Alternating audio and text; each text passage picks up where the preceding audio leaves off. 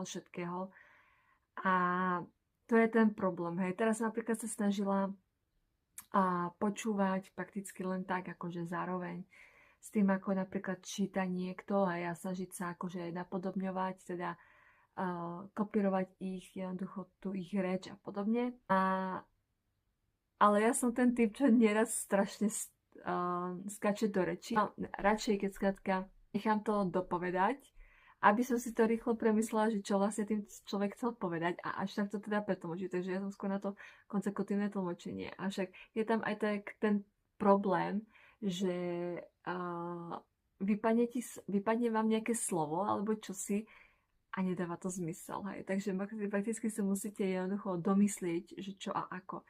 Teraz sa snažím trošku akože trénovať a našla som si totiž to videa typu na precvičovanie exekutívneho tlmočenia.